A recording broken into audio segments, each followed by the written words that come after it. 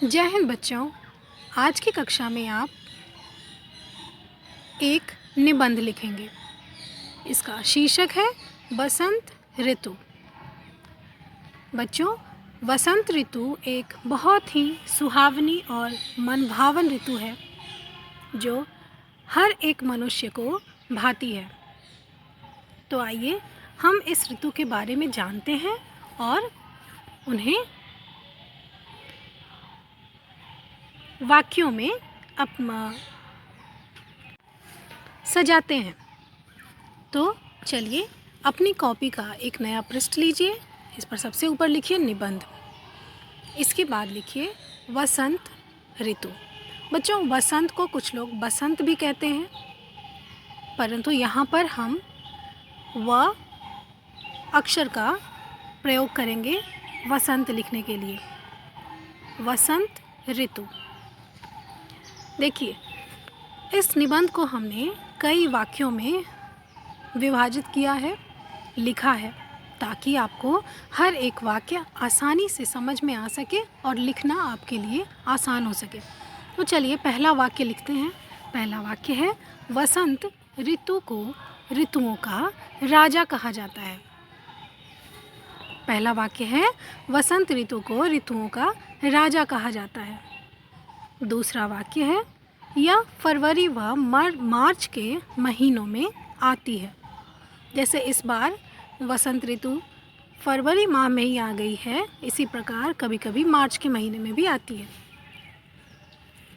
चलिए आगे देखते हैं। यह हरियाली लेने वाली। बच्चों, यहाँ पर एक शब्द गलत लिखा गया है, जिसे हम अभी सही करेंगे। यह हरियाली लाने वाली ऋतु है।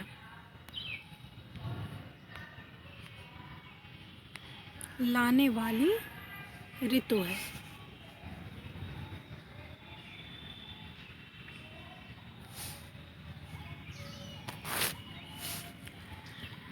तो हमारा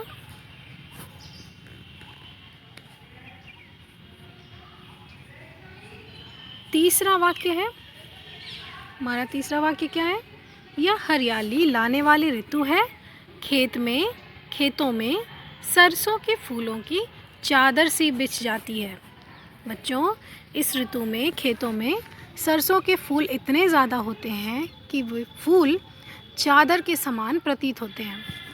इसके बाद आम के पेड़ों पर बौर आ जाती हैं और कोयल मीठे स्वर में गाना गाती है। यह ऋतु बहुत ही सुहावनी होती है। इसमें न अधिक ठंड न ही गर्मी पड़ती है। सभी पेड़ पौधे विभिन्न प्रकार और सुगंध के फूलों से लद जाते हैं। फूलों पर भंवरे गुंजार करते हैं, यानी फूलों पर भंवरे मंडराते हैं, गूंजते हैं, गुन गुन गुन गुन गुन करते हैं ना, इसी को गुंजार करना कहते हैं। इसके बाद सबसे अंतिम वाक्य है मुझे यह ऋतु बहुत अच्छी लगती है।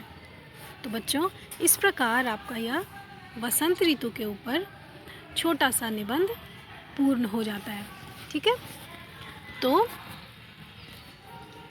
आइए आप सभी एक बार पुनः वीडियो को पॉज करके अपनी कॉपी में इन सभी वाक्यों का मिलान करिए। यदि आपने अभी तक निबंध लिखा नहीं है तो लिखना आरंभ कीजिए। तब तक के लिए धन्यवाद बच्चों।